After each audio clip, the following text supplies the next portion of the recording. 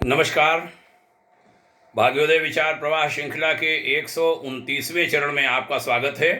आज 13 नवंबर 2022। आज का विषय शबरी और श्री राम के प्रसंग से जुड़ा हुआ लेता हूं। यह विषय क्यों लिया जा रहा है, इसके पीछे भाव यह है, इन दिनों बौद्ध के नाम पर सनातन संस्कृति के बारे में बहुत सारी बातें कही जा रही हैं, बहुत सारी कमियां गिनाई जा रही हैं। लोग अपनी अपनी अच्छाइयों की बात करते हैं। अच्छाइयों की बात करनी चाहिए, लेकिन दूसरे को छोटा बताना, अपने को श्रेष्ठ बताना, यह उचित नहीं, लेकिन वह हो रहा है और इस पर लगाम लगनी चाहिए। तो एक प्रसंग कि जब महर्षि मतंग देवलोक जाने लगे, तब उन्होंने शबरी 10 साल की बेटी थी आश्रम की, उसको उन्होंने बुला के कहा था। बड़ी सुंदर कथा है, उसका सार लूंगा। शबरी भी उनके साथ जाने की जिद करने लगी। शबरी को रोते देखकर महर्षि व्याकुल हो उठे। उन्होंने समझाया, पुत्री, इस आश्रम में भगवान आएंगे, तुम यहीं प्रतीक्षा करो। अबोध शबरी ये जानती थी कि गुरु का वाक्य सत्य होकर रहेगा। उसने फिर पूछा, कब आएंगे?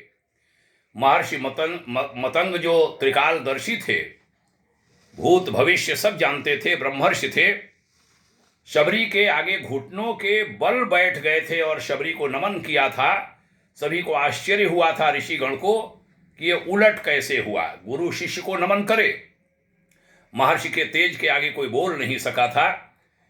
फिर महर्षि मतंग बोले, पुत्री, अभी उनका जन्म नहीं हुआ, अभी दशरथ का लगन भी नहीं हुआ, उनका कौशल्या से विवाह होगा, फिर भगवान की लंबी प्रतीक्षा होगी, दशरथ का विवाह सुमित्रा से होगा, कैकेयी से होगा, फिर वो जन्म लेंगे, उनका विवाह माता जानकी से होगा, 14 वर्ष का वनवास होगा, जानकी का हरण होगा। ये सारी बात उन्होंने बताई और रावण वध तक की सारी बात। अबोध शबरी असमंजस में पड़ गई, किंग कर्तव्य विमूढ़ हो गई। यह भी बोली, इतनी लंबी प्रतीक्षा करनी होगी गुरुदेव? तब गुरुदेव ने कहा था, हाँ जरूर आएंगे, वह ईश्वर हैं, उनका आना निश्चित है। जन्म मरण से परे उन्हें जब जरूरत हुई तो प्रहलाद के लिए खंभे से भी निकल आए थे भगवान। इसलिए प्रतीक्षा करना, वे कभी भी आ सकते हैं। तीनों काल तुम्हारे गुरु के रूप में मुझे याद रखेंगे, शायद यही मेरे तप का फल है। आदेश को मानकर शबरी वहीं रुक गई। वह रोज फूल बिछाती। हम सब कहानी जानते हैं। वह कहानी मैं नहीं सुना रहा हूं, वह मैं सुनाना चाहता हूं शबरी और श्री राम के बीच की वार्ता। गुरुदेव का कथन सत्य हुआ। भगवान उसके घर गए, आश्रम पर आए, बात हुई। शबरी ने एक बात कही थी, घर ढूंढने में कष्ट तो नहीं हुआ भगवान? राम मुस्कुराए, यहां तो आना ही था। कष्ट का क्या मोल? जानते हो राम, तुम्हारी प्रतीक्षा तब से कर रही हूं जब तुम जन्मे भी नहीं थे। यह भी नहीं जानती थी तुम कौन हो, कैसे दिखते हो। ये सारी बातें हुई थी दोनों के बीच। और जो प्रसंग मैं सुनाना चाहता हूं, जो शब्द मैं सुनाना चाहता हूं, वह यह है कि शबरी ने पूछा था कि अगर रावण को नहीं मारना होता तो आप आते भी नहीं। तब राम गंभीर हुए और बोले, उन्होंने कहा था, हमारा निवेदन है, यह पंक्तियां सभी श्रोता अवश्य सुने। गंभीर होकर के उन्होंने कहा था, भ्रम में न पड़ो मां, राम क्या रावण का वध करने आया है? रावण का वध तो लक्ष्मण अपने पैर से बाण चलाकर भी कर सकता है। राम हजारों कोस चलकर इस गहन वन में आया है तो केवल तुमसे मिलने के लिए आया है मां, ताकि सहस्रों वर्षों के बाद भी जब कोई भारत के अस्तित्व पर प्रश्न खड़ा करे तो इतिहास चिल्ला चिल्ला कर उत्तर दे कि इस राष्ट्र को क्षत्रिय राम और उसकी भीलनी मां ने मिलकर गढ़ा था। जब कोई भारत की परंपराओं पर उंगली उठाए तो काल उसका गला पकड़कर कहे कि नहीं, एकमात्र ऐसी सभ्यता है यहां सनातन की कि एक राजपुत्र वन में प्रतीक्षा करती, एक वनवासिनी से भेंट करने के लिए 14 वर्ष का वनवास स्वीकार करता है। राम वन में इसलिए आया है ताकि जब युगों का इतिहास लिखा जाए तो उसमें अंकित हो कि शासन, प्रशासन और सत्ता जब पैदल चलकर वन में रहने वाले समाज के अंतिम व्यक्ति तक पहुंचे तभी वह राम राज्य है, अंत्योदय है। राम वन में इसलिए आया है ताकि भविष्य स्मरण रखे कि प्रतीक्षाएं अवश्य पूरी होती हैं। राम रावण को मारने भर के लिए नहीं आया है। माता शबरी एकटक राम को निहार रही थी। राम आगे बोले, राम की वन यात्रा रावण युद्ध के लिए नहीं है माता, राम की यात्रा प्रारंभ हुई है भविष्य में आदर्शों की स्थापना के लिए। राम राजमहल से निकला है ताकि विश्व को संदेश दे सके कि एक माँ की अवांछनीय इच्छाओं को भी पूरा करना ही राम होना है, माने कैकेयी की इच्छा को पूरा करना। राम निकला है ताकि भारत विश्व को ये सीख दे सके कि किसी सीता के अपमान का दंड असभ्य रावण के पूरे साम्राज्य के विध्वंस से पूरा होता है। सनातन इसी का नाम है। राम आया है ताकि भारत विश्व को ये बता सके कि अन्याय और आतंक का अंत करना ही धर्म है। राम आया है ताकि भारत विश्व को सदैव के लिए सीख दे सके कि विदेश में बैठे शत्रु की समाप्ति के लिए आवश्यक है कि पहले देश में बैठी उसकी समर्थक शूर्पणखाओं की नाक काटी जाए और खरदूषणों का घमंड तोड़ा जाए।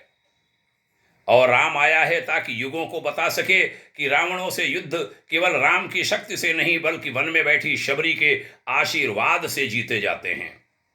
शबरी की आंखों में जल भर आया था।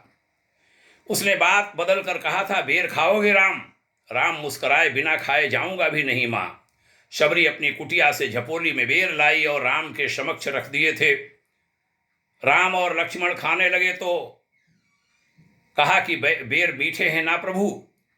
यहां आकर मीठे और खट्टे का भेद भूल गया हूं मां, बस इतना समझ रहा हूं कि यही अमृत है। शबरी मुस्कुराई, बोली, सचमुच तुम मर्यादा पुरुषोत्तम हो राम।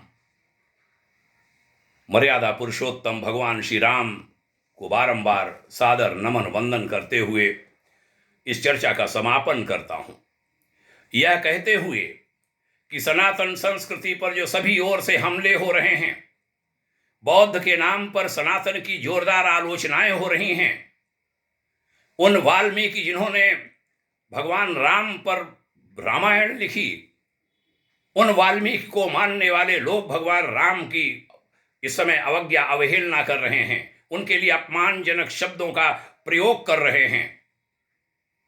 आपने अच्छा काम किया, कोई महापुरुष आए, उनको हम सब ने सम्मान दिया, बहुत अच्छी बात है, उनकी अच्छी बातों को कहिए।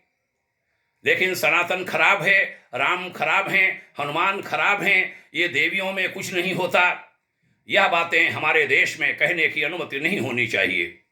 स्वयं भी ऐसे लोग अपने को रोके, और वह नहीं रोकते हैं तो समाज उनको रोके। समाज नहीं रोक पाता है तो संविधान उसको रोके। संविधान भी अनुमति नहीं देता किसी की आलोचना करने की, किसी को गलत बताने की, अपने को श्रेष्ठ और दूसरे को निकृष्ट बताने की। सरकारों को भी उस पर दखल देना चाहिए। इस ओर कदम बढ़ेंगे, ऐसे संकल्प के साथ आज यह भाग्योदय विचार प्रवाह श्रृंखला की चर्चा संपन्न करता हूं।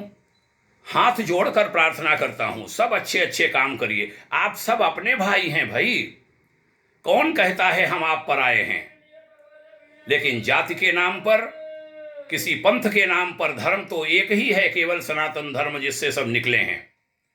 आपके ही पूर्वज रहे हैं, सब पूर्वजों को गाली देना बंद की जाए। आइए हम सब इस ओर बढ़ेंगे। ऐसे संकल्प के साथ चर्चा का समापन करते हैं। आपने ध्यान से सुना, इसके लिए बहुत बहुत साधुवाद। आप सभी को प्रणाम। जय हिंद। ओम शांति। यह भी निवेदन करूंगा कि यह विचार लोगों में पहुंचते रहने चाहिए, इनको फैलाइए। युग ऋषि विचार श्रृंखला दैनिक, जिसका 680 के ऊपर चरण चल रहा है, यह भी 125 के ऊपर चल रहा है। सहयोगी बनिए, लोगों तक पहुंचाइए। ऐसे निवेदन के साथ बात को पूरा करता हूं। ओम शांति।